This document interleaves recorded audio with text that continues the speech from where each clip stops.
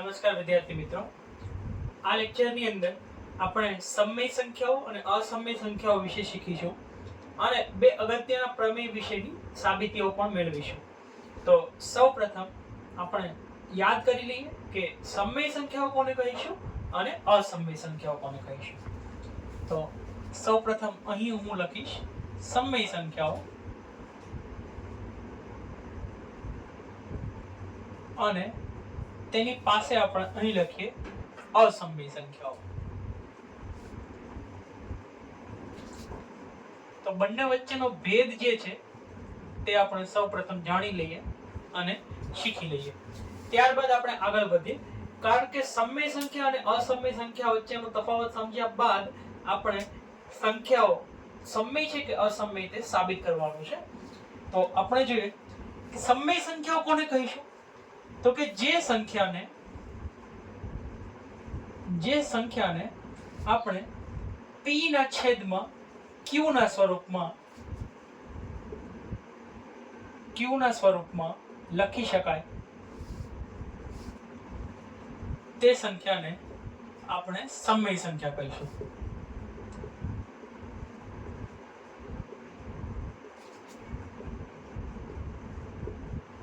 તો તેની સામે જે સંખ્યાને આપણે p ના છેદમાં q સ્વરૂપમાં ન લખી શકાય તેને અસમય સંખ્યા કહીશું.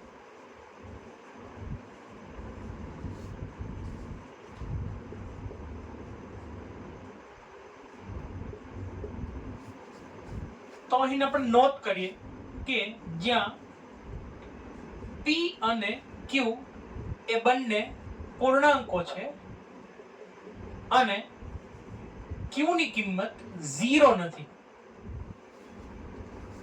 આ વસ્તુ બંને માટે સાચી છે અને આપણે સમય અને અસમય બંને સંખ્યાના ઉદાહરણો જોઈએ.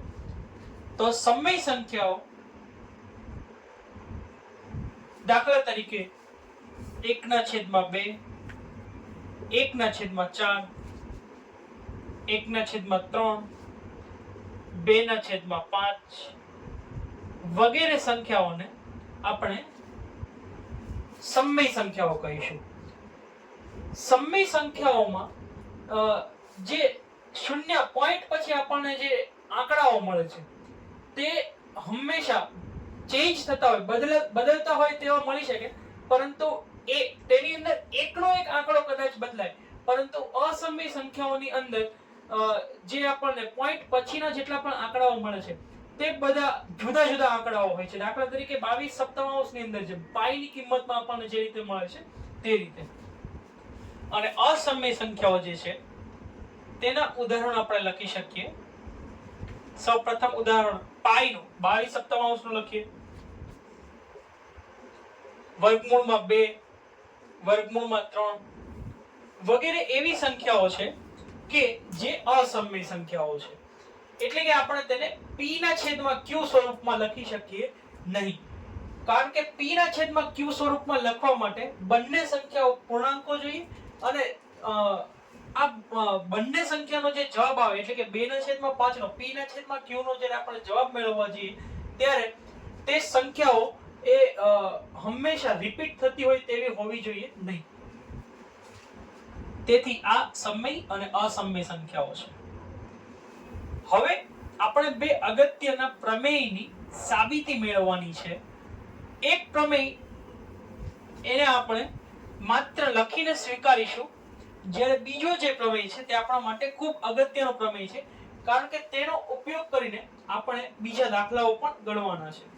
તો સૌપ્રથમ આપણે પ્રમેય 1.2 લઈએ, જેનું વિધાન આપણે સ્વીકારી લઈશું. પ્રમેય 1.2 આવું કહે છે. આ પ્રમેય આપણે ઉદાહરણ દ્વારા સમજીશું. ધારો કે p એક અવિભાજ્ય સંખ્યા છે. ધારો કે p એક અવિભાજ્ય સંખ્યા છે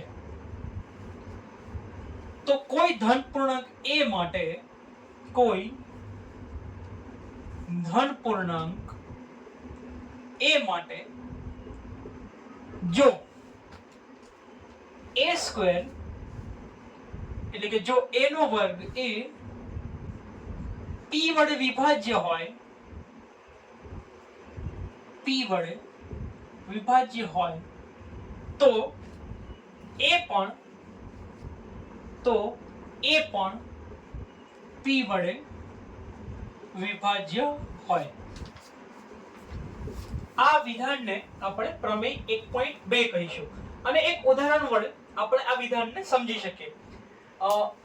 પ્રમેયનું વિધાન આવું છે કે ધારો કે p એક અવિભાજ્ય સંખ્યા છે, તો આપણે ધારી લઈએ કે કોઈ એક અવિભાજ્ય સંખ્યા, ધારો કે p બરાબર 5 છે, તો કોઈ ધન પૂર્ણાંક a માટે જો a સ્ક્વેર એ p વડે વિભાજ્ય હોય, ધારો કે a બરાબર 10 છે, તેથી a સ્ક્વેર બરાબર આપણને 100 મળશે.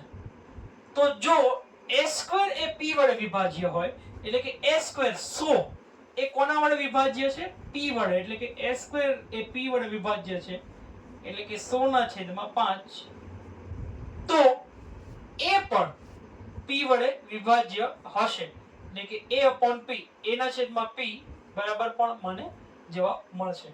તો આ જે વિધાન છે તેને આપણે પ્રમેય 1.2 કહીશું અને તેના ઉપરથી આના પછીનો જે પ્રમેય છે પ્રમેય 1.2, જેના વડે આપણે સાબિત કરીશું કે કોઈ પણ સંખ્યા અસમય સંખ્યા છે તે કઈ રીતે સાબિત કરવું તે આપણે આના પરથી ગણીશું.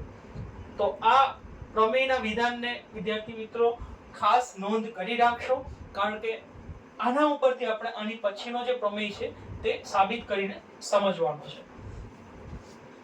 તો પ્રમેય 1.3 આપણને જે આપેલો છે તે આપણે આના પરથી સમજીએ. તો પ્રમેય 1.3 આપણને આપેલો છે, જેમાં આપણે સાબિત કરવાનું છે. તો આપણે લખીએ કે સાબિત કરો કે વર્ગમૂળમાં 2 એ અસમય છે. તો આવું આપણે સાબિત કરવું છે કે વર્ગમૂળમાં 2 જે છે તે અસમય સંખ્યા છે. ફરીથી વિદ્યાર્થી મિત્રો પ્રમેય 1.2 નું વિધાન આપ ખાસ નોંધ કરી રાખશો, જેના ઉપરથી આપણે પ્રમેય 1.3 ની સાબિતી મેળવીશું. તો હવે આપણે પ્રમેય 1.3 ની સાબિતી મેળવવાની કોશિશ કરીએ. આ પ્રમેયની સાબિતી આપણે અનિષ્ટાપત્તિની રીતે મેળવવાની છે. હવે અનિષ્ટાપત્તિની રીત શું છે? અનિષ્ટાપત્તિને ઇંગ્લિશમાં પ્રૂફ બાય કોન્ટ્રાડિક્શન કહેવાય. કોન્ટ્રાડિક્શન એટલે વિરોધાભાસ. જે વસ્તુ આપણને આપેલી છે તેના કરતા વિરોધી વસ્તુ આપણે ધારીશું અને વિરોધી વસ્તુને ખોટી સાબિત કરીને આપણે કહીશું કે આપણને જે આપેલું છે તે ખરેખર સત્ય વિધાન છે. એટલે કે અનિષ્ટાપત્તિની રીત એવું કહે છે, મને અહીં આપેલું છે કે સાબિત કરો કે √2 એ અસમય છે, તો આપણે તેનાથી ઉલટું વિધાન છે તેને આપણે ધારીશું કે આપણે એવું ધારીશું કે ધારો કે √2 ધારો કે વર્ગમૂળમાં 2 છે તે સમય છે, એવું આપણે ધારી લઈશું અને પછી આપણે સાબિત કરીશું કે આપણું જે આ વિધાન છે તે ખરેખર તો ખોટું છે, તેથી √2 છે તે અસમય સંખ્યા થશે. આવો આપણે ધારીશું. પણ અત્યાર પૂરતું ધારીએ કે વર્ગમૂળમાં 2 જે છે તે સમય સંખ્યા છે. તો જો વર્ગમૂળમાં 2 સમય સંખ્યા હોય તો આગળ જણાવ્યા મુજબ વર્ગમૂળમાં 2 બરાબર મને p/q, વર્ગમૂળમાં 2 ને p/q ના સ્વરૂપમાં લખી શકાશે, જ્યાં આપણે લખીએ કે q ની કિંમત 0 નથી. બરાબર? તો જો √2 એ સમય સંખ્યા હોય તો એને p ના છેદમાં q ના સ્વરૂપમાં દર્શાવી શકાય. હવે આપણે ધારીએ કે જો આ p અને q આ બંને કોઈ પ્રાકૃતિક સંખ્યાઓ છે મિત્રો, તો એવું બની શકે કે p અને q એના છેદ ઉડાડી શકાય, એટલે કે એને કોઈ સામાન્ય અવયવ હોય.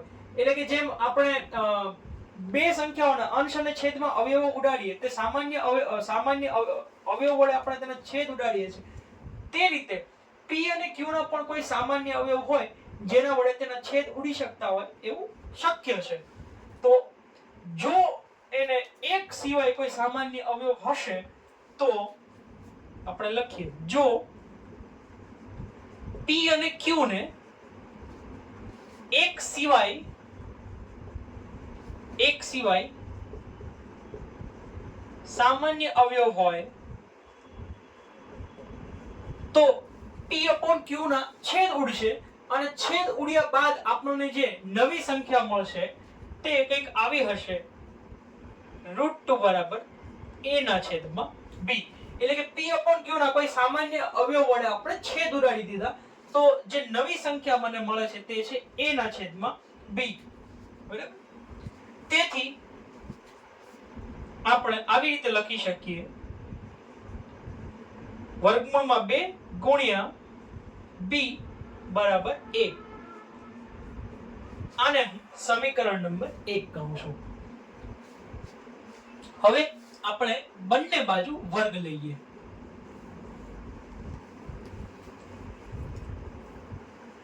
તેના પહેલા એવું યાદ રાખજો મિત્રો કે જ્યારે આપણે છેદ ઉડાડીએ છીએ ત્યારે આપણે એવી કોશિશ કરીએ છીએ કે જે પણ અપૂર્ણાંક આપણને મળે છે એ સૌથી નાનામાં નાનો એટલે કે સામાન્યમાં સામાન્ય અપૂર્ણાંક છે જેના હવે છેદ ઉડાડવા શક્ય નથી એવા સ્વરૂપમાં આપણે એને મેળવવાની કોશિશ કરીએ છીએ. તો a upon b છે તેને આપણે એ સ્વરૂપમાં ફેરવેલા છે. તો જો આપણે હવે વર્ગમૂળમાં 2 into b બરાબર a ના બંને બાજુ જો આપણે વર્ગ લઈએ તો મને આવું મળશે, 2 into b સ્ક્વેર બરાબર a સ્ક્વેર. આને આપણે સમીકરણ નંબર 2 કહીએ. તેથી કહી શકાય કે હું લખું કે તેથી b સ્ક્વેર બરાબર a સ્ક્વેર ના છેદમાં 2, એટલે કે a સ્ક્વેર એ 2 થી વિભાજ્ય છે, એટલે કે a સ્ક્વેર ને 2 થી ભાગી શકાય છે. હવે આની પહેલા આપણે જે પ્રમેય જોયો તેના મુજબ જોઈએ, જો a સ્ક્વેર ને 2 થી ભાગી શકાતો હોય તો a ને પણ 2 થી ભાગી શકાય. તો આપણે લખીએ કે તો પ્રમેય 1.2 અનુસાર a ને પણ 2 વડે ભાગી શકાય.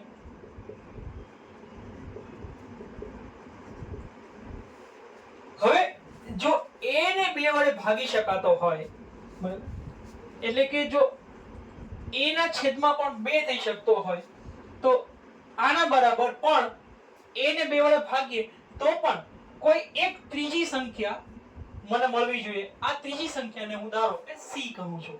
બરાબર.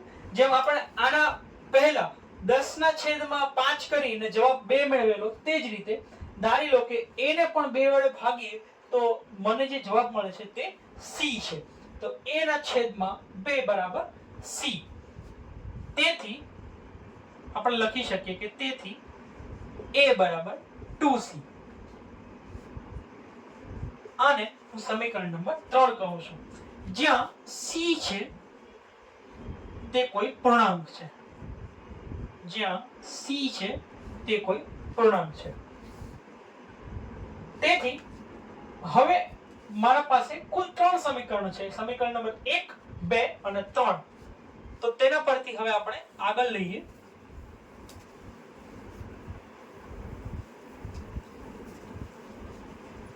તો હવે હું સમીકરણ 2 અને સમીકરણ 3 ની મદદથી આગળ ગણતરી કરીશ. તો મને જે a ની કિંમત મળે છે a બરાબર 2c તેને હું આની અંદર મૂકવાની કોશિશ કરું. તો હું લખું કે ભાઈ સમીકરણ નંબર 2 અને 3 પરથી તો મને આ રીતે મળશે 2b² બરાબર a ની જગ્યાએ હું કિંમત મૂકું 2c તો 2c નો વર્ગ.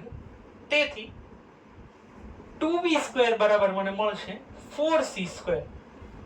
તેથી b² બરાબર મને મળશે 2c². આ 2 જે છે તે સામેની બાજુ 4 ના છેદમાં જશે, તેથી 4 ના છેદમાં 2 બરાબર 2 થઈ જશે, તેથી b² બરાબર 2c², તેથી c² બરાબર મને મળશે b² ના છેદમાં 2. તો ફરીથી હું પ્રમેય 1.2 નો ઉપયોગ કરું તો b² ને જો 2 વડે ભાગી શકાતું હોય તો b ને પણ 2 વડે ભાગી શકાય. તો હું લખું કે પ્રમેય 1.2 અનુસાર b² અને b બંનેને 2 વડે ભાગી શકાય.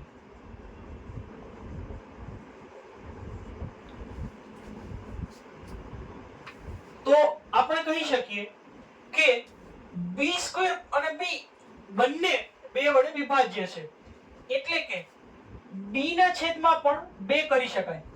તો તેનો અર્થ એવો મળ્યો, અહીં તમે જુઓ કે a ને પણ 2 વડે ભાગી શકાય છે અને b ને પણ 2 વડે ભાગી શકાય છે.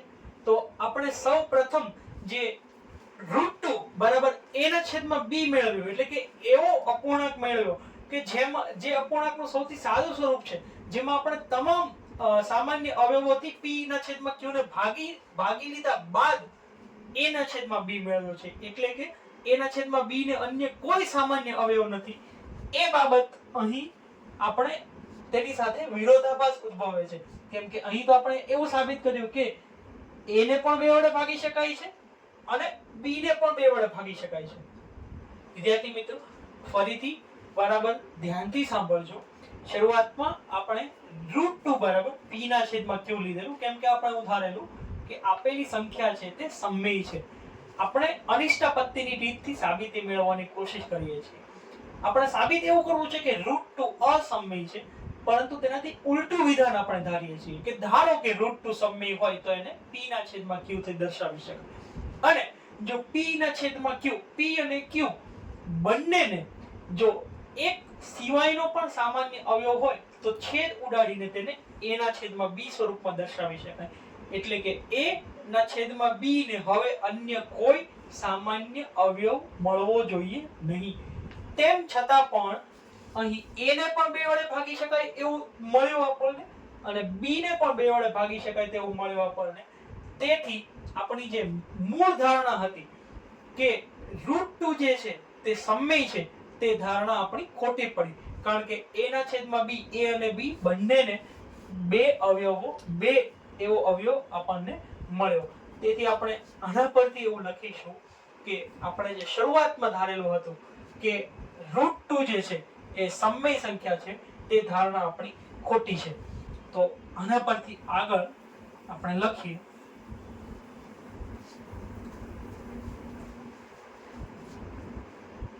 એટલે કે આપણે આગળ લખીશું એટલે કે a અને b નો એક સામાન્ય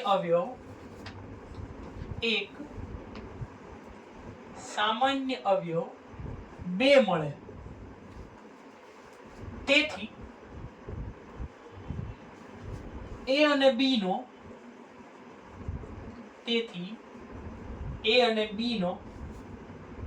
ને એક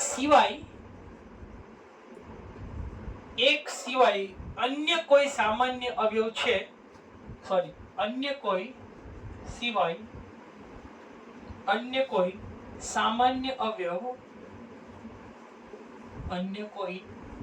સામાન્ય અવયવ નથી, તે ધારણા સાથે વિરોધાભાસ ઉદ્ભવે.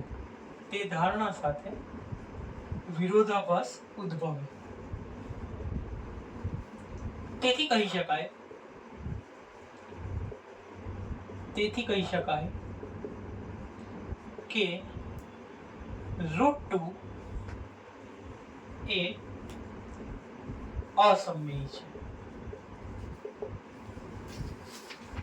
વિદ્યાર્થી મિત્રો, ફરીથી આ સમગ્ર જે સાબિતી આપણે મેળવેલી છે તે ફરીથી આપ એકવાર જોશો અને વધારે સારી રીતે તેની ક્લિયરિટી મેળવશો, કેમ કે સૌપ્રથમ આપણે એવું ધારેલું કે વર્ગમૂળમાં 2 જે છે તે સમમેય છે.